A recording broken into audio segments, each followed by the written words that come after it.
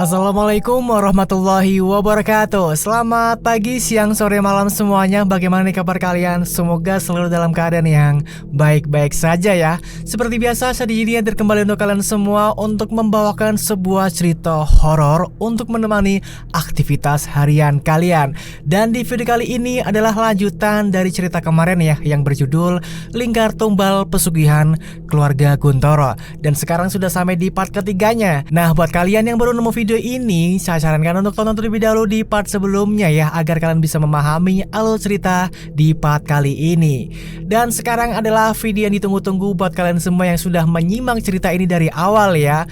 Gimana nih? Udah siap untuk mendengarkan kelanjutan ceritanya? Nah, sebelum kita masuk ke dalam ceritanya, seperti biasa, absen dulu dong di kolom komentar biar saya di sini makin kenal dekat dengan kalian semua. Dan terima kasih juga buat kalian semua yang sudah selalu setia di channel Dimensi Mimpi ya, selalu meramaikan videonya dengan komentar absen gitu. Makasih banget buat semuanya. Oke, kita langsung aja ya masuk ke dalam ceritanya biar nggak nunggu lama gitu. Gimana? Ada yang masih kerja, ada yang masih nyuci piring, ada yang masih nyuci baju, atau masih sibuk dengan kegiatan lainnya? Ini cerita ini boleh kok dengerin sambil kalian lakukan kegiatan apa gitu, sambil kerja juga bisa gitu, biar makin semangat gitu kerjanya ya. Semoga aja. Oke, langsung aja kita masuk ke dalam ceritanya.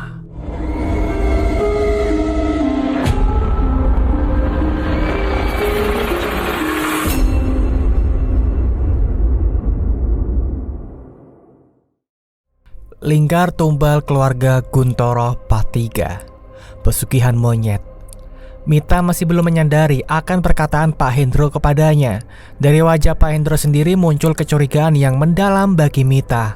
Dia masih belum paham mengapa kematian dari saudaranya sendiri seperti tidak menampakkan wajah kesedihan atau sebagainya.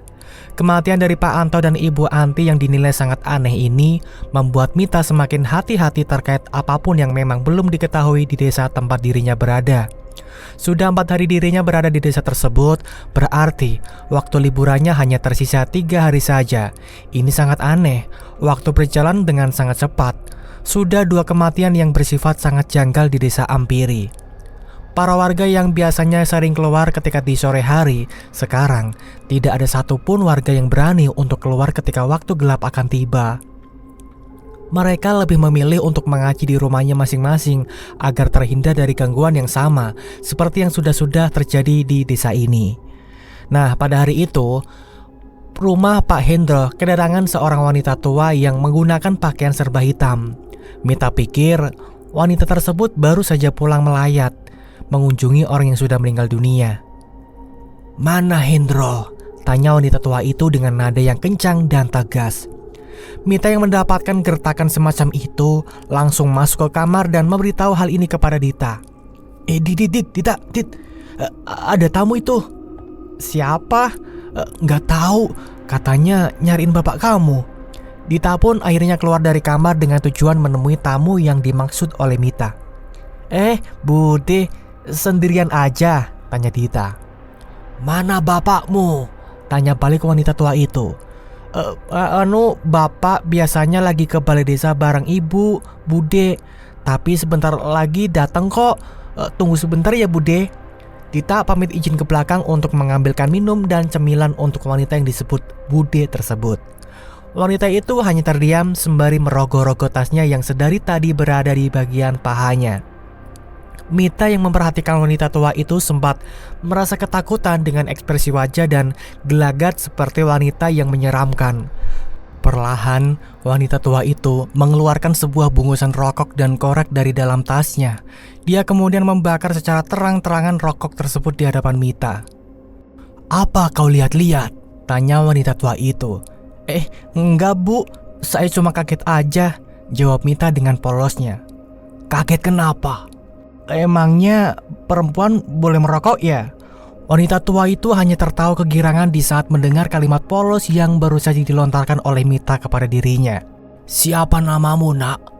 Namaku Mita, Bu." "Mita?" Wanita itu meletakkan rokoknya di atas asbak yang sudah disediakan di meja.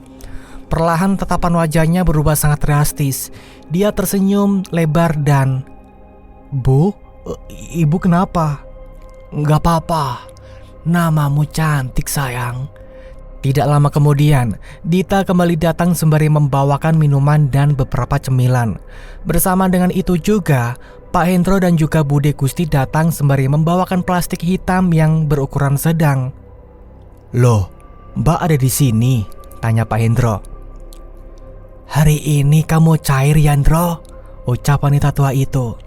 "Ya, ini yang kemarin," jawab Pak Hendro dengan santainya. Mita dan Dita hanya terdiam.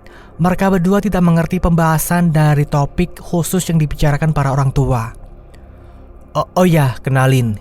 Dia Mita, anak dari almarhum Darmo dan Ibu Asih. "Iya, aku sudah tahu." "Oh, baguslah kalau sudah tahu." Bude Gusti yang sedang membawa plastik hitam berukuran sedang langsung meminta izin untuk masuk ke dalam kamar terlebih dahulu. Ngomong-ngomong, ada perlu apa Mbak Nana datang ke sini?" "Kau pasti tahu maksud dan tujuanku datang ke tempat ini. Apa karena ada sesuatu yang membuatmu pura-pura tidak tahu?" Pak Hendro segera menatap Dita dan Mita. Mungkin tatapan dari Pak Hendro seperti memberi tanda bahwa akan ada percakapan serius di antara keduanya. "Oh ya Bude, aku sama Mita mau masuk ke kamar dulu ya," ucap Dita. Mbak Nana hanya tersenyum. Terlebih lagi kepada Mita, dia seperti sangat menyayangi keberadaan Mita yang berada di rumah Pak Hendro. Di dalam kamar, Mita langsung menarik tangan Dita. Dia sempat ingin menanyakan sesuatu terkait wanita tersebut. "Edit, Mbak Nana itu siapa?" "Oh iya, kamu belum tahu Bude Nana?" Iya, emang siapa?" "Dia itu anak pertama dari keluarga Guntoro, mbah kita. Beliau sendiri bisa disebut sebagai orang tertua dari keluarga Guntoro. Sebenarnya ya, bapakku juga belum kasih tahu sih secara pasti terkait Mbah Guntoro. Tapi yang warga sini ceritakan, keluarga dari Mbah Guntoro itu semuanya kaya raya," jelas Dita. Mita baru tahu jika nama kakeknya itu adalah Mbah Guntoro. Selama ini, dia belum pernah diceritakan oleh Ustadz Hambali terkait kakeknya sendiri. "Emangnya selama kamu tinggal di sana, kamu belum dikasih tahu tentang Simbah?" tanya Dita. Aku nggak dikasih tahu apa-apa, Dit." "Waduh, rugi banget tuh. Untungnya kamu main ke sini. Coba kalau enggak, kamu bisa seumur hidup nggak tahu siapa keluarga kamu." Mita hanya mengangguk paham. Dia sebenarnya ingin tahu tentang motif di balik Ustadz Hambali menyembunyikan tentang keluarganya sendiri, baik kepada saudara-saudaranya yang ada di desa Ampiri ataupun memang yang berkaitan dengan sebuah keluarga yang bernama keluarga Guntoro. Nah, sementara itu, di luaran kamar, Pak Hendro masih berbincang-bincang dengan Mbak Nana yang tampaknya sedang membahas sesuatu yang sangat serius. "Kamu sudah kelewatan batas, Ndro. Anto itu saudaramu sendiri," ucap Mbak Nana. "Aku tahu itu, Mbak. Tapi dia telah sudah melakukan hal yang fatal. Dia secara terang-terangan melakukan hal itu kepada seluruh warga desa Ampiri. Itu bukan urusanmu. Dirimu sudah mendapatkan 3 orang sekaligus. Jika itu terus dilakukan, maka dirimulah yang akan hancur duluan." Pak Hendro hanya terdiam. Tangannya perlahan menggenggam kencang. Ingin rasanya dia menyumpal mulut wanita tua bangka itu dengan satu penggeman. Namun dia tahu, wanita tua yang berada di hadapannya sangat berbeda daripada saudaranya yang lain. "Aku sudahi pertemuan kali ini. Ingat, jangan gegabah. Aku akan terus memantaumu." Mbak Nana pun langsung bangkit dari duduknya. Namun sebelum Mbak Nana pergi, Pak Hendro mengucapkan kalimat yang membuat Mbak Nana semakin panas dibuatnya. "Siapakah yang akan gegabah duluan, Mbak? Aku atau dirimu kelak?" Mbak Nana hanya tersenyum mendengar penuturan tersebut. Dirinya merasa mendapatkan sebuah peringatan keras dari adiknya tersebut. "Kau menantangku, bocah? Kita lihat siapa yang akan jatuh terlebih dahulu." Mbak Nana mendekati Pak Hendro. Dia kemudian mengepus rokoknya dan menyemburkan asap rokok tersebut tepat di hadapan Pak Hendro. "Dirimu yang sekarang dengan kekayaanmu ini belum ada apa-apanya dibanding denganku. Aku bisa mendapatkan puluhan tumbal dalam waktu 1 hari saja. Apakah dirimu mampu melakukan hal yang sama? Pak Hendro pun hanya tersenyum. Dia kemudian memanggil anaknya dan juga Mita. Dita, Mita, kemari nak. Mbak Nana langsung mundur beberapa langkah. Dia sedikit khawatir jika ucapannya yang baru saja diucapkan terdengar oleh Dita dan juga Mita. Ada apa pak? Tanya Dita. Bude Nana mau pulang. Kalian salim dulu. Dita dan Mita pun langsung meraih tangan Mbak Nana. Dita yang mengawali untuk menyalami tangan Mbak Nana merasa tidak ada yang aneh dengan tangan Bude Nana. Hanya saja dia mencium rokok dari tangan Mbak Nana. Setelah Dita menyalami tangan Bude Nana, kini giliran Mita yang menyalami tangan Bude Nana.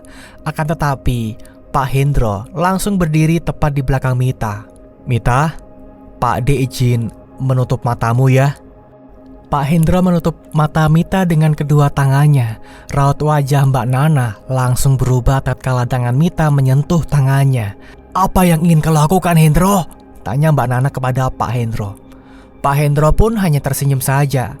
Tak lama kemudian, Mbak Nana merasa ada sesuatu yang memang sedang direncanakan oleh Pak Hendro kepadanya. Mita, apa yang kamu rasakan sekarang? Tanya Pak Hendro kepada Mita. Tangan Mbak Nana kok berbulu ya? Mbak Nana langsung menarik tangannya dan melepaskan tangan Mita dengan cepat. Loh, kok dilepas? Tanya Mita. Pak Hendro tersenyum mendengar penuturan dari Mita. Perlahan, Pak Hendro melepaskan kedua tangannya dan meminta Mita untuk menatap wajah Mbak Nana. Sekarang, coba lihat wajah budemu yang cantik itu, Mita. Mita pun langsung membuka kedua matanya dan melihat wajah Mbak Nana dengan perlahan.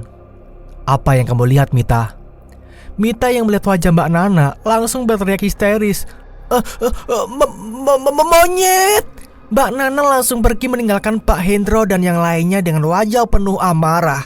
Kali ini dia benar-benar dipermalukan oleh adiknya sendiri. Semenjak terbongkarnya sisi tersembunyi dari Mbak Nana, Mita hanya berdiam diri di dalam kamar bersama dengan Dita. Dia sendiri merasa tidak nyaman dengan hal-hal aneh yang terus terjadi di desa Ampiri. Nah, sembari menenangkan diri, Mita selalu membuka Al-Quran kecilnya. Dia terus-menerus membacakan Al-Quran hingga menemukan salah satu ayat suci yang membuat air matanya berderai-deras turun dari kedua matanya. Ayatnya berbunyi seperti ini. Faqalu 'alallahi tawakkalna rabbana la taj'alna fitnatan lil qaumidh dhalimin. Yang artinya begini. Lalu mereka berkata, kepada Allah lah kami bertawakal. Ya Tuhan kami, janganlah Engkau jadikan kami sasaran fitnah bagi kaum yang zalim. Dita hanya memperhatikan Mita dari kasurnya. Dia sendiri sempat merasa kasihan dengan keadaan sepupunya itu. Paling tidak terkait apa yang baru saja terjadi, Dita bisa menenangkan Mita dengan berbagai cara. Namun ternyata kunci ketenangan yang dibangun dalam diri Mita sendiri hanyalah dengan cara membaca Al-Quran dan meresapinya dalam hati. Setiap ayat suci Al-Quran yang dibacakan oleh Mita, hati Dita menjadi bergetar. Tubuhnya juga merinding seketika tatkala bunyi lantunan ayat suci Al-Quran itu digemakan di kamarnya. Selesai membaca Al-Quran, Dita mendekati Mita yang masih mendekap Al-Quran di dadanya. Mita tidak henti-hentinya berdoa untuk perlindungan dirinya dan juga orang-orang terdekat. Dita menepuk pundak Mita seraya berkata, Mit, kamu gak apa-apa kan? Mita hanya terdiam. Dia bahkan tidak mengucapkan sepatah kata pun tatkala Mita merasa dirinya diambang penuh dengan ketakutan. Mit, kamu istirahat saja ya. Udah malam ini. Kamu dari tadi baca Al-Quran terus. Ya emang bagus sih. Cuma kalau sampai buat badan kamu sakit, itu malah gak bagus, Mit, ucap Dita. Tidak berselang lama Mita menggerakkan bahunya. Dia kemudian membalikkan badannya dan menatap wajah Dita. Aku gak apa-apa, Dit. Aku memang suka baca Al-Quran. Saat aku sedih, aku hanya bisa bercerita kepada Tuhan. Aku tidak memiliki kedua orang tua sepertimu. Karena itu, aku hanya bisa mencurahkan rasa takut dan kegelisahanku kepada Tuhan. Hati Dita langsung tersentuh mendengar kalimat tersebut. Dia tidak menyangka sepupunya ini benar-benar sangat cinta kepada agamanya sendiri. Berbeda dengan dirinya yang terkadang masih belum bisa patuh terhadap ajaran agamanya sendiri. Mita akhirnya bangkit dari duduknya. Dia meletakkan Al-Quran ke tempat semula, lalu membereskan sajadah dan juga merapikan mukena yang dikenanya. Gerak-gerik Mita seperti orang yang berada dalam kondisi penuh dengan kebimbangan. Dia tidak tahu harus bagaimana lagi dengan berbagai macam hal yang baru ia ketahui. Bermacam-macam keanehan selama dirinya berada di tempat tersebut selalu bermunculan secara satu persatu. "Dit, aku boleh nanya sesuatu nggak?" "Boleh, Mit. Kamu mau nanya apa?" Mita pun menghampiri Dita. Kali ini Mita benar-benar serius dan ingin mengetahui secara mendalam terkait keluarganya di masa lalu. "Apakah keluarga kita keluarga yang mengabdi kepada pesugihan?" tanya Mita. Dita hanya terdiam. Dia sendiri belum mengetahui terkait seluk-beluk dari keluarganya, terlebih lagi hal-hal yang baru saja dia ketahui. Aku tidak mengetahui soal itu. Tapi aku pernah mendapatkan hal yang kurang mengenakan ketika aku sekolah dulu," jelas Dita kepada Mita. "Apa itu?" "Intimidasi." "Loh, kenapa emang?" "Orang-orang bilang keluargaku melakukan pesugihan. Namun bukan hanya itu saja. Ada beberapa warga juga yang mengatakan jika keluarga dari Mbah dulunya melakukan pesugihan dan korbannya adalah keluarga sendiri." Mita masih menyimak penjelasan dari Dita terkait dari pesugihan yang dilakukan oleh keluarga mbahnya itu. Mungkin itu adalah alasan utama dari Ustadz Hambali agar tidak menyuruh Mita untuk mendatangi desa Ampiri. "Sebenarnya kejadian ini bukan hal yang umum, Mit. Tapi entah kenapa semenjak kamu mendatangi desa ini, teror-teror dari pesugihan ini bermunculan kembali," jelas Dita. "Tapi kemarin sebelum Pak Ade Anto meninggal dunia, aku sempat melihat wajahnya yang juga berubah seperti bukan wajah Pak Ade Anto." Maksud kamu?" Gini, wajah Pak Ade Anto mirip seperti tuyul. Lalu aku baru saja melihat hal yang sama seperti apa yang aku lihat dari wajah Bude Nana yang berubah menjadi monyet. Apakah perubahan itu mengartikan sebagai pesugihan yang sedang dia lakukan?" tanya Mita. Dita hanya menggelengkan kepala. Dia sendiri juga tidak pernah tahu dan menanyakan hal itu kepada kedua orang tuanya. Namun dia merasa apa yang memang terjadi baru-baru ini memang sesuai dengan apa yang dipikirkan oleh Mita. "Oh ya Dit, keluarga Mbah Kuntoro itu ada berapa ya? Kamu tahu nggak?" Sebentar. Aku punya album foto dan nama-nama keluarga Mbah. Nih, aku sengaja simpan di kamar ini." Dita pun segera mengambil album foto yang berisi tentang keluarga Mbah Kuntoro dari dalam lemarinya. Dia sengaja menyimpan album foto beserta nama-nama anggota keluarganya di bagian bawah tumpukan baju agar tidak diketahui oleh kedua orang tuanya. "Nih, ini albumnya. Aku simpan ini udah 2 tahun lamanya. Entah kenapa aku simpan album ini. Tapi memang aku sendiri tidak mengetahui almarhum Mbah Kuntoro." Mereka berdua pun menatap satu persatu album foto yang berisi anggota keluarga dari keluarga Kuntoro. Adapun nama-nama dari keluarga Kuntoro antara lain. Yang pertama, Kuntoro Harimurti, Diah Estiawati, Nana Apsarini, Anto Basuki, Darmo Baktiadi, Hendro Mahadi, Indra Subekti, Hambali Mahadi. Dari nama-nama yang ada di dalam album tersebut, Mita sendiri baru mengenali beberapa saudara-saudara dari bapaknya. "Dari semua saudara-saudara bapakku, aku hanya mengenali Bude Nana dan Pak De Anto. Sejujurnya, aku juga baru tahu kalau nama bapakmu itu adalah Darmo Baktiadi." Mita hanya mengangguk paham. Dia sendiri juga baru tahu jika ada salah seorang dari keluarga Kuntoro yang belum diketahui selama dirinya berada di desa Ampiri. "Kamu tahu nggak siapa itu Indra Subekti?"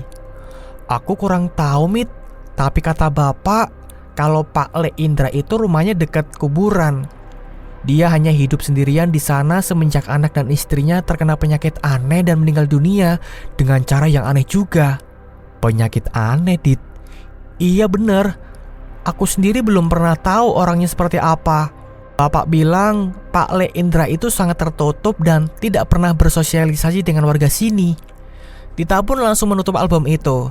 Dia takut jika terlalu berlama-lama membuka album tersebut, orang tuanya akan tahu akan apa yang selama ini disembunyikannya. Kalau kamu mau lihat, besok kita bisa baca ini di tempat lain. Pokoknya jangan sampai di sini. Aku takut orang tuaku tahu. Mita hanya mengangguk paham. Dirinya tahu apa arti dari rahasia yang memang ingin disembunyikan oleh Dita sendiri. Memang tanpa disengaja juga Mita bertemu dengan Dita yang benar-benar terbuka terkait rahasia dari keluarganya sendiri. Sementara itu di luaran rumah, bunyi kentongan dari bambu terdengar dengan jelas dari berbagai arah. Suara itu sebagai penanda adanya mara bahaya yang terjadi di desa Ampiri. Tung tung tung tung tung. Mita dan Dita yang kebetulan berada di kamar langsung segera keluar. Mereka berdua terkejut tatkala kedua orang tuanya sudah berada di dekat jendela sembari memperhatikan para warga yang berlarian ke sana kemari sembari meneriakkan, Ada monyet jadi-jadian!" Dita segera mendekati ibunya. Dia menanyakan kepada ibunya terkait apa yang terjadi di luaran. Ada apa? Kok banyak warga desa yang malam-malam begini bunyiin kentongan?" "Ada siluman monyet di desa ini." Siluman monyet? Pak Hendro segera meminta kepada Dita dan Mita untuk masuk ke dalam kamar demi keamanannya. Kali ini bukan hanya 1 atau 2 warga saja yang mendapatkan teror serupa, namun belasan rumah warga mendapatkan teror yang mengerikan dengan bertenggernya siluman monyet di atas rumah warga. "Pak, Bapak tahu, pagi tadi dia barusan bilang malam itu adalah malam yang penuh dengan ketakutan. Para warga yang rumahnya kedapatan siluman monyet berjaga-jaga semalaman untuk menghindari dari hal-hal aneh yang akan terjadi di malam itu." Singkat cerita, keesokan harinya, para warga mulai berdatangan ke balai desa. Mereka yang rumahnya kedapatan teror siluman monyet segera melaporkan keresahannya masing-masing. Banyak warga yang mengaku kehilangan harta bendanya seperti emas, uang, ataupun perhiasan lainnya. Mereka semua benar-benar merasa dirugikan dengan munculnya siluman monyet yang berada di desa pada malam itu. Beberapa orang juga mengadukan hal ini kepada Pak Hendro. Mereka yakin Pak Hendro yang memang termasuk bagian penting dari desa bisa menyelesaikan masalah ini. Namun dirinya tidak bisa berbuat apa-apa. Dia tahu siapa pelakunya. Namun jika dirinya sendiri memberitahunya secara cepat, kemungkinan besar semua rahasia tersembunyi akan terbongkar dengan sendirinya. Untuk menghentikan masalah tersebut, Pak Hendro akhirnya mengunjungi salah seorang warga. Dia kemudian memberikan kepada orang tersebut untuk menghentikan perbuatan yang merugikan. "Mbak, kamu gak kasihan sama para warga?" tanya Pak Hendro. Sembari mengisap rokok kreteknya, wanita tua itu dengan congkaknya langsung mengarahkan kritikan yang sangat pedas. "Seharusnya kamu yang berkaca kepada dirimu sendiri, Hendro. Bukankah awal dari semua petaka ini dimulai dari kematian si Jawir, si tukang becak itu, akibat kerusuhanmu sendiri yang melakukannya?" jelas Mbak Nana. "Tapi memang itu yang harus dilakukan." "Sudahlah Hendro, bukankah kita memiliki bagian kita masing-masing? Kau sudah mendapatkan 3 dan aku sudah katakan padamu kemarin hari, aku bisa meraup belasan orang hanya dalam 1 malam saja." Pak Hendro terdiam. Kali ini dia tidak bisa berkata apa-apa lagi. Melihat kakaknya yang begitu congkak dan gegabah, dirinya hanya bisa menatap wajah kakaknya itu dengan penuh kekesalan. Apalagi dengan kedatangan anak itu, anak dari Darmo, mungkin itu akan menjadi tumbal terakhirku, jelas Mbak Nana. Pak Hendro segera mencekik kakaknya itu hingga membuat nafasnya sedikit tertekan dan tidak bisa menormalkannya. "Lehermu kecil, Mbak. Aku bisa mematahkannya kapan saja. Bukankah kita sudah memiliki bagian kita masing-masing?" tanya Pak Hendro. Pak Hendro segera melepaskan cekikan itu. Dia kemudian meninggalkan kakaknya yang masih memegangi lehernya karena cengkraman kuat yang benar-benar membuat tenggorokannya merasa sedikit kesakitan dibuatnya. Nah, singkat cerita, pada malam harinya, saat dimana Mita selesai membaca Al-Quran, lagi-lagi Dita mendekati Mita dan menanyakan beberapa hal tentang Al-Quran. "Mit, aku boleh tanya nggak?" "Ya, mau nanya apa, Dit?" "Kenapa ya? Kalau aku dengar kamu baca Al-Quran, hatiku itu kayak bergetar. Terus seluruh tubuhku juga merinding gitu. Itu tandanya apa ya, Mit? Oh, itu. Itu tandanya kamu masih punya iman. Jadi beruntung banget kamu kalau masih merasakan hal tersebut. Tetapi kan aku gak pernah baca Al-Quran. Sholat aja jarang. Masa iya aku punya iman? Gini ya, Dit. Iman itu tidak bisa diukur dengan seberapa banyak kita membaca Al-Quran dan seberapa rajin kita sholat. Iman itu tentang kepercayaan dalam hati dan meyakini tanda-tanda kebesaran Tuhan. Oh, BTW, kamu cocok juga jadi ustazah, Mit. Alah, bisa aja kamu. Tatkala mereka sedang berbincang-bincang, tiba-tiba lampu di kamar berkedip dengan sendirinya. Dit, ada apa kok lampunya kedip-kedip sendiri? Nggak tahu nih, perasaan lampu di kamarku nggak pernah kayak gini deh. Bersama dengan itu suara monyet dari atap rumah bermunculan. Dit, itu suara apa? Aku nggak tahu, Mit. Jangan-jangan siluman monyetnya datang ke kamar kita. Astagfirullah, kok bisa, Dit? Dan saat mereka berdua ingin keluar dari kamar, tiba-tiba lampu padam dengan sendirinya. Dep! Tepat saat mereka berdua menghadap ke arah belakang, tiba-tiba sosok hitam besar berjalan perlahan ke arah mereka. Dit, itu apa? Oh, aku nggak tahu, Mit. Sosok itu kemudian berlari seperti monyet ke arah Dita dan Mita. Mit, itu siluman monyet. Mereka berdua pun mencari cara untuk melarikan diri. Namun dengan sengajanya Mita mendorong tubuh Dita agar tidak tertubruk oleh sosok tersebut. Mita! Tubuh Mita ditabrak dengan kencang oleh sosok tersebut hingga tubuhnya terbentur tembok. Mita pingsan tak sadarkan diri. Dahinya mengalir darah karena benturan keras tersebut.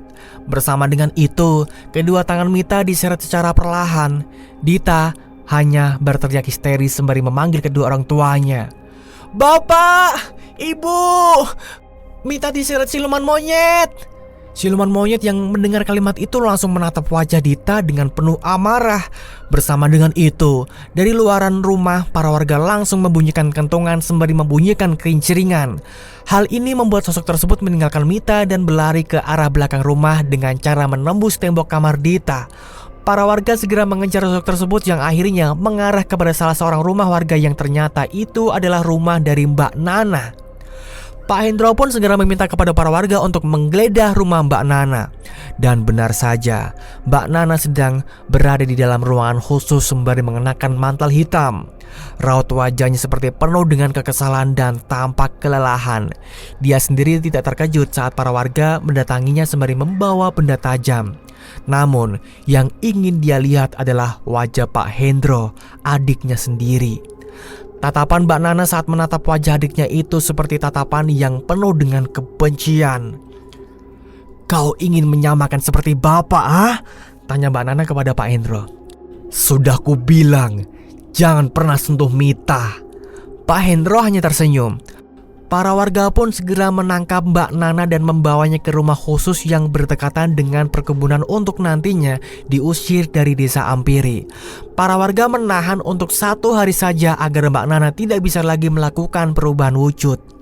Nah, pada malam itu juga, Mbak Nana seorang diri di dalam rumah tersebut. Kali ini, dia merasa kalah dengan adiknya sendiri. Para warga juga tidak menyangka bahwa yang melakukan hal tersebut adalah saudara kandung dari Pak Hendro. Mereka semua sempat bertanya-tanya, mengapa seluruh keluarga Pak Hendro memiliki hal-hal yang aneh dalam hidupnya. Nah, pada malam itu juga, saat para warga tidak berada di rumah khusus untuk mengasingkan Mbak Nana, Pak Hendro datang bersama dengan istrinya. Dia kemudian membawakan sesuatu kepada Mbak Nana untuk diminum. Minumlah. Aku yakin kau sangat haus. Cih, darah iblis mana lagi yang akan kugadaikan, Hendro? Aku hanya mengikuti cara lama orang tua kita. Bukankah bapak melakukan hal ini untuk membunuh anaknya yang tidak taat? Darmo dan istrinya meninggal bukan hanya karena bapak saja, Hendro. Kita adalah para penghuni neraka yang masih diberi kesempatan untuk hidup. Padahal mautmu itu sudah berada di ujung tenggorokan. Tapi nyalimu untuk mengatakan penghuni neraka masih kuat juga ya Mbak. Pak Hendro pun segera memaksa kepada Mbak Nana untuk meneguk cairan tersebut. Dengan meneguk cairan tersebut, itu artinya hal yang sama sudah pasti akan terjadi seperti Pak Anto dan juga Bu Anti. Dan benar saja, keesokan harinya, hal yang mengejutkan terjadi kepada Mbak Nana. Dia ditemukan sudah meninggal dunia dengan tubuh yang sangat mengenaskan. Wajahnya menjadi membiru dan di bagian lehernya terdapat gigitan ular. Namun beruntungnya, tidak ada yang tahu akan kejahatan halus yang dilakukan oleh Pak Hendro. Dia mengatakan jika kakaknya meninggal dunia karena ular besar yang berada di sekitaran rumah. Bersamaan dengan itu, Pak Hendro segera kembali ke rumah. Dia kemudian menatap sebuah ruangan khusus yang tidak ada satupun orang yang memasukinya kecuali dirinya dan juga istrinya. Pak, bukankah dulu Bapak melakukan hal yang sama seperti apa yang dilakukan di masa lalu? Lingkar Tumbal akan terus berjalan kan Pak? Kita lanjut ceritanya di part keempat. Dan itulah teman-teman ceritanya untuk di part ketiga kali ini. Kita sudahi sampai di sini dulu ya. Karena untuk kelanjutannya kita akan lanjutin di part keempatnya. Terima kasih buat semuanya yang sudah mendengarkan cerita ini dari awal sampai akhir. Makasih banget buat semuanya yang sudah selalu setia menonton di channel Dimensi Mimpi. Dan jangan lupa juga buat kalian untuk absen di kolom komentar ya, dengan siapa dan dari mana kotanya, agar saya di sini makin kenal dengan kalian semua. Oke, mungkin inilah saatnya untuk di sini saya pamit undur diri dulu. Pokoknya saya juga mengucapkan terima kasih sebanyak-banyaknya buat kalian semua yang selalu setia, selalu komentar di tiap video Dimensi Mimpi ya. Maka dari itu, kita akan bertemu lagi di esok hari. Sekian dulu, wassalamualaikum warahmatullahi wabarakatuh. Ingat ya, hidup hanyalah ilusi.